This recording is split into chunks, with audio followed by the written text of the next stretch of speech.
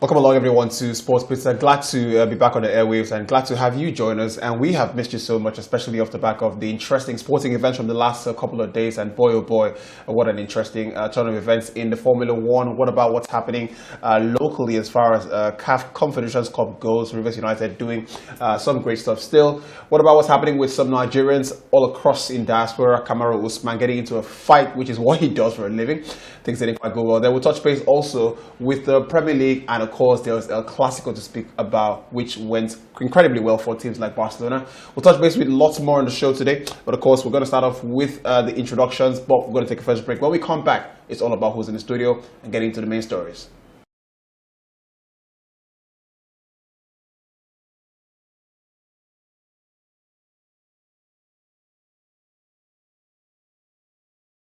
Welcome back. You're watching Sports Pizza. Glad to have you join us, and I hope you're having a great time wherever you're watching us from. Be a part of the show as always on Twitter, Instagram, Facebook, and YouTube as well. Simply search at Sports Pizza, and of course the rest pretty much comes up easily. Nee, it's good to have you join us on the show. You were here last week just riding solo, but it's a nice turn of events as far as some of the biggest sporting stories go. Where do we start off? Let's start off with Rivers United, who are still top of their group in the CAF Confederations Cup. How do things go there? Talk us through, they're qualified now, isn't it? They've pretty much just lost the one game in four so far this season. So what has that been about, and just what a turnaround has it been for them? Well, I haven't lost their first game, against the Barcelona, 3-0. We thought they were going to have issues, qualifying from the group, but they won 3 games in advance, against ASEC Mimosa and Motema Pembe, and they needed just a point against the opponent that defeated them in the first game to qualify from the group, and I hope that the result goes their way in the other games, and that was what happened. Their level of points with ASEC Mimosa, but they are 5 points ahead of the third place team with just a game left to play. They've won 3, they drew 1, and they lost 1. So they are through to the quarterfinal of the CAF Confederation Cup. I'm hoping that they get to win their group at the end of the group stage, and so that they get a favorable group, because we usually believe that any teams that come second from the other group not that strong. That was why they came second. But it is what it is. They've shown us that they can also go away from home and pick maximum points. I think that's the biggest positive. Exactly. They can. In African football, you have to be very good when you go away from home. Even if you don't win, don't lose. And they've been able to do that. I mean, they've won away from home, and they lost their first game away from home in the group stage. But it's a good thing for Rivers United. At least the only Nigerian team remaining in continental competition, they made it through to the next round. It's a very wonderful one for them. Well, of course, a man who's been at the forefront of all of that for Rivers United has to be striker Yima Wanga, who's been a top scorer for them so far in the CAF Confederations Cup this season. And of course, Nest of Champions has been the home they've played their games, and they haven't had to play traditionally at their home ground in Port Harcourt, but it's been an incredible run away from home, so maybe a bit of an extra positive there. Let's get away from that. Still sticking with the Nigerian perspective story, Kamaru Usman, who's burst onto the scenes for the last 4 or 5 years. We've totally enjoyed watching his fights, but it's come on stock against this man, Leon Edwards. Talk to me about this British fighter and just how he manages to overcome Kamaru, and it's all been knockouts. It's not like he's won on total points, but it almost seems like an Achilles heel now, and he can't quite get over Leon Edwards. What's that down to? Surprisingly, I mean, the game that happened over the weekend, we thought the last fight they had, they're talking about the second fight, we thought Leon Edwards won that one without fortunate kick to the head. Unfortunately for Kamaru, who was at the receiving end of that particular kick. Kamaru was close to winning that battle, but I mean, it happened. A moment, loss of concentration from Kamaru made him lose that one. And we thought, maybe Kamaru was going to find a way to get back into the game, but that did not happen. Losing their third fight again, this time around by a unanimous decision from the judges. I gave it to Leon Edwards, and he retains the belt. What Kamaru is saying, you'll see him again. We're gonna see again, but then again, there's this thing we say in Nigeria: "She suffer, not tire you." I mean, someone has beaten you twice. We said the first one was luck. I mean, the second one is definitely not luck. But if there was one thing Kamaru Usman did, was making sure that he didn't get knocked out, by getting kicked, the face this time around. But I think Leonardo, to some extent, is a better puncher, right, than Kamaru. You just get the feeling Kamaru is more grappler, Yeah. And Leonardo was able to restrict him a lot. He didn't allow him to grab him, a lot in the encounter, and that worked in favor of Leonardo. Well, of course, you have to say that Leonard Watts now extends his unbeaten streak to 12 in his first defense of the title. He's now, of course, retained that welterweight title, and of course, Kamaru Usman has to go back home. And the popular drawing board is pretty much where he goes back to. Also, Arena was the venue for that particular encounter, and like DJ rightly mentioned, Kamaru Usman has said, "I'm not done. I'll see you soon." So we might have a what they call this trilogy is 3. Yeah. The fourth fight. What do you call that? Trilogy plus 1. But yeah, hopefully there's a fourth fight in the waiting. So we'll keep you up to date as far as that goes. Let's get away from the UFC. Get on to Formula 1. And this is interesting because 2 weeks ago the Formula 1 began out there in Bahrain. This weekend it was in Saudi Arabia. And you've got to say that Red Bull have began to show the world, look, we're not going to be a flash in the pan, we're here to stay. Lewis Hamilton, who came 5th in the race, said, look, he's never seen a car that fast, even when they were dominating as Mercedes. So talk to me about that and why that is a thing now. I think what Lewis Hamilton is doing right now, it's telling the entire world that, hey, I'm not a bad driver. It's Mercedes that are not doing what they ought to be doing. Just before the Formula 1 season started, he complained about his cars and the engine and said, hey, these guys, they have faster car than what we have. What can we do to measure up to them? But Mercedes did not take that criticism from Lewis Hamilton. They didn't do anything to his suggestion, and we've seen that in the first 2 races this year that they are far behind.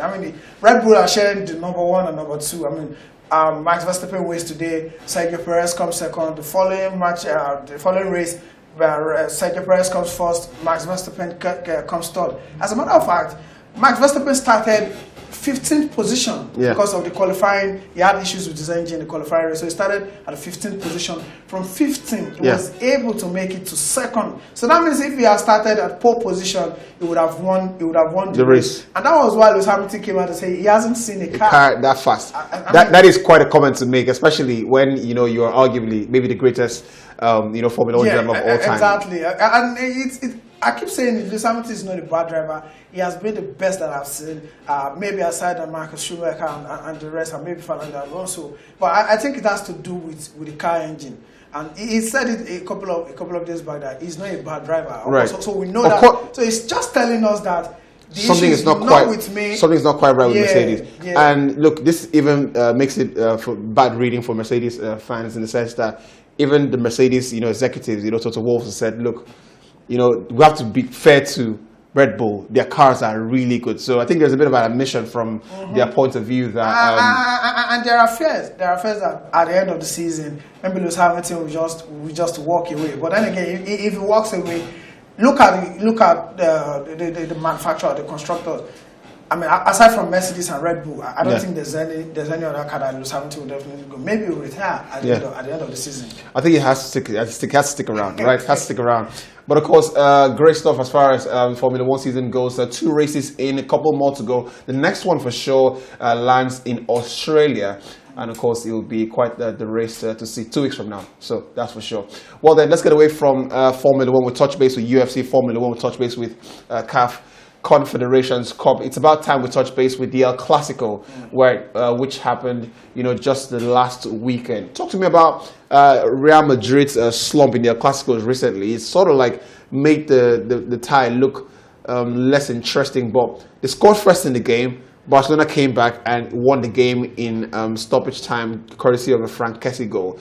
It was 100th El Clásico, so you thought that something special would happen. Didn't quite feel like that. Felt like a business as usual for Barcelona. 12 points clear now. They're clearly going to win that title, aren't they? People were expecting Real Madrid to put up a fight. Yeah, they did, but maybe not to the standard that people were expecting. And it's just, I've been saying it, for weeks now that Barcelona are definitely going to win the Spanish La Liga, and that confirmed it. Over the weekend, a win for Real Madrid would have reduced the point to 6 points. Well, 12 points. It's something that I don't see anything coming back from that. I mean, except there's a monumental collapse from Barcelona, which right now I don't think it's going to happen. They don't have the Europa League, they don't have the Champions League, maybe the Copa del Rey return against Real Madrid, which we are expecting them to win that one also. I don't think that there's anything that can stop Barcelona. They've been very, very efficient. The Spanish La Liga, winning games by a goal margin. When they get a chance to score 2 or 3, yes, they score. But when they don't get a chance, they make sure that they don't lose the game. And so I don't know what is happening to Real Madrid. It looks like Carlo Ancelotti would leave at the end of the season. So maybe that is playing at the back of the player, and maybe they have a bigger fish to fry, just like they've been saying it, which is the Champions League. Right. And they have Chelsea to play. It's just shameful that it looks like they're putting all their eggs in one basket. Right. If it doesn't work out well, I mean, it's going to be a disaster for Real Madrid. I tell you what, history does suggest that those eggs have always hatched every time they've thrown it into that European basket. To talk about Real Madrid and their Paris there. But of course, look, in the end, you've got to say that Barcelona have had a good season so far. And when you win a La Liga title, if you're Barcelona or Real Madrid, it has to be success. But how successful would that be? I think the question now is how many points can they win it by? Right, as opposed to if they're going to win it, because like you mentioned, I think they're going to win it. For Real Madrid, I don't think La Liga is enough for Real Madrid. I mean, you have to win the Champions League. But I think right now, for where Barcelona finds themselves, that is incredible success. It would be an incredible success. If they win the Spanish La Liga title, at least they're getting one over their rival, which is Real Madrid. Well, of course, Real Madrid and Barcelona did face up in the 100th El Classico. Barcelona getting the win there. 3 wins on the bounce for Xavi, who's now become the El Clasico king as far as the managerial duties go for Barcelona. So great stuff there for Barcelona supporters. We'll touch base with all of that. We're going to take a break now. When we come back, we'll touch base with some Premier League football, because we did see Arsenal continue what has been a rampage towards the title. And with a couple more games to go, who says it's not their title to win?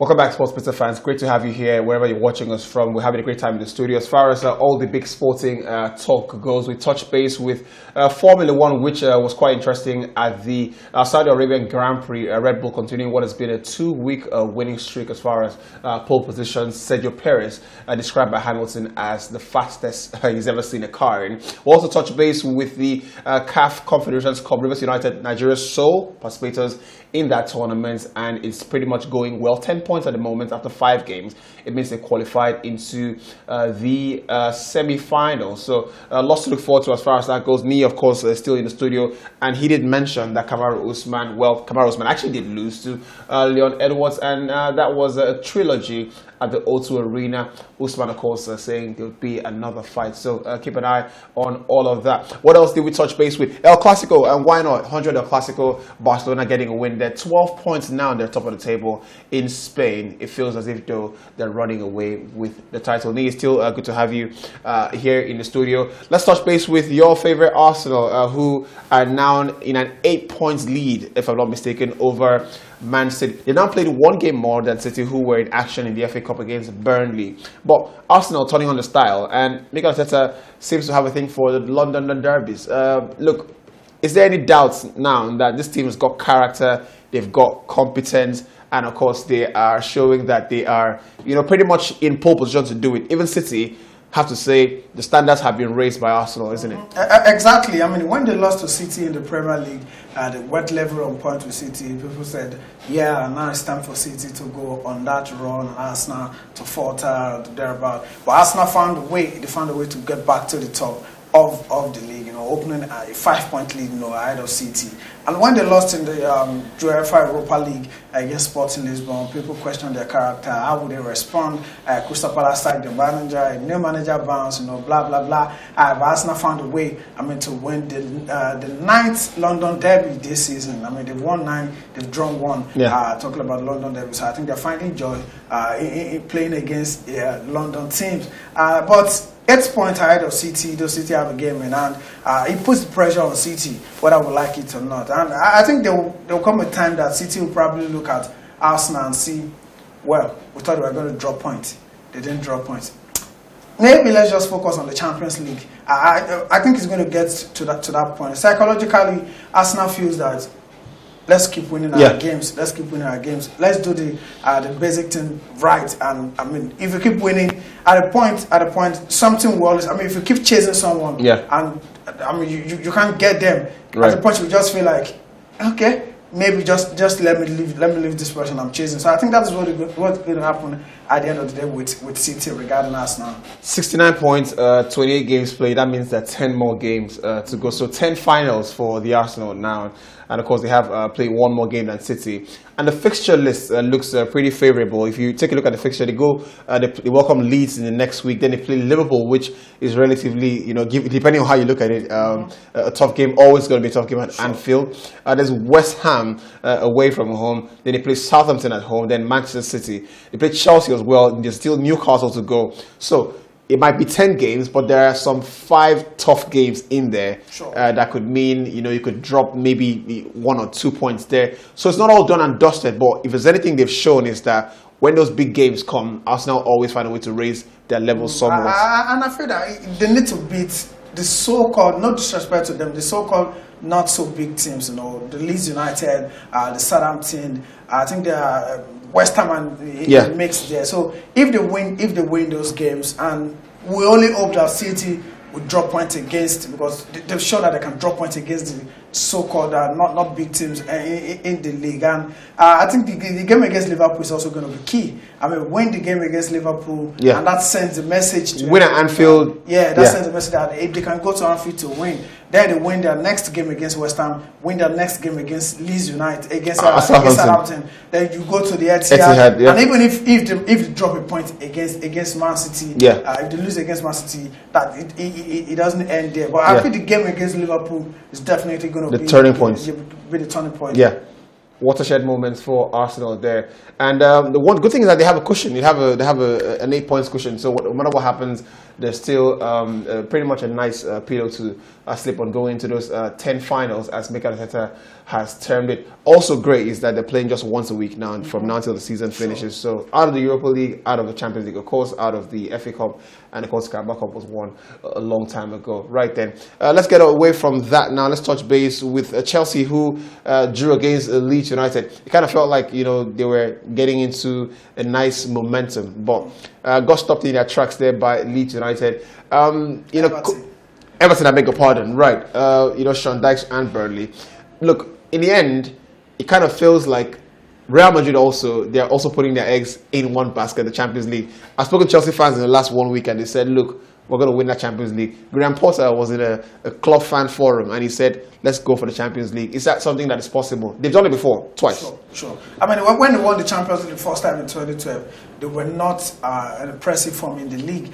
Eighth in the league at the time. Yeah, they found a way to win the Champions League that season. Same thing happened in 2021. I mean, they were having a bad season until Thomas Tuchel came in and they won the Champions League. So I think that is playing. That is what Chelsea fans are using right now, and that can be very, very instrumental in their quest to winning the Champions League. Because once the player senses from the fans that the fans are expecting us to win the Champions League, regardless of the poor form that we're going through in the league right now, then that can be a morale booster for the players. Yeah. That is what Arsenal players are currently riding on, if we have been sincere with ourselves. Because the atmosphere around the Arsenal fan base right now, around the Emirates Stadium, it's completely different. How do we go from Chelsea to Arsenal then? Yeah, I mean, I'm just trying to. I mean, right. It's different now. The mentality is different, and that was what the coach said he wanted to change it when he came talking about Arteta. And now for Graham Potter to be at the Chelsea fans forum, and it probably sensed what the fans are feeling right now. That, hey, we've won the Champions League twice when we were in bad form. So what is stopping us again from winning it this time around? And it's not like Real Madrid are playing good football right now. So we can also win the Champions League. We've defeated Real Madrid before. We can do it again. So that can be very, very, very good for them. I mean, it can be a morale booster for the players. I mean, when you look at the Chelsea player, it's not like they're bad. Yeah. And don't let us forget a certain N'Golo Kante. Yeah, comes back and in good time. These are the type of games he plays. He plays. Yeah. So I totally don't want to rule Chelsea out. Yeah, they're playing a great Madrid, but Real Madrid will also be scared of playing Chelsea, whether we like it. Yeah. So it took me surprise. It took me a shock. Yeah. Chelsea eventually wins the Champions League this season. Well, of course, if you haven't caught up with the Champions League draws, well, here are the draws for you. Benfica, of course, take on Inter Milan. There's still 3 Italian teams there. Man City take on Bayern Munich. Pep Guardiola returning to the club he once managed in Germany. What about AC Milan? They take on Victor Osimhen. Napoli and Victor Osimhen continues to do wonders. We've taken a pause speaking about him because we are, waiting for that big game against AC Milan. Real Madrid, he has mentioned, take on Chelsea. That first game is at the Bernabeu, and of course that's how your quarter final pairings currently look like. Well, the winners of the Bayern Munich game, go ahead and face Benfica, so it'll be an interesting. The winner of the Bayern Munich game go ahead and face the winner of Chelsea and Real Madrid. So feels like there's not going to be an all English final, that's for sure. And that route is the toughest route to go ahead and do it, right? Great stuff. That's so Chelsea fans saying, what kind of thing? Like, how do you beat Real Madrid and play Man City, right? Or play Bayern Munich, right? So an interesting one there. But one thing's for sure, though, in the last couple of days, I've seen someone say, whatever happens, don't let Kim Kardashian come into your stadium because something is going on. The Arsenal the Arsenal fans need to be very careful. Was at the Paris Saint-Germain game, and they lost as well, right? So she's now taking the Drake thing on her shoulders, right? Well, hope you enjoyed the Sports Pizza moments of the week. As always, send us an email on the email address on the screens there, and we'll be delighted to reply to those emails. And it's always great to read from you. It's been an interesting month of March, and I want to thank you very much indeed for holding it down last week, and of course also being a part of the show as always. We'll see you next week, and to viewers at home, have a great week, and we'll see you very soon. Bye bye.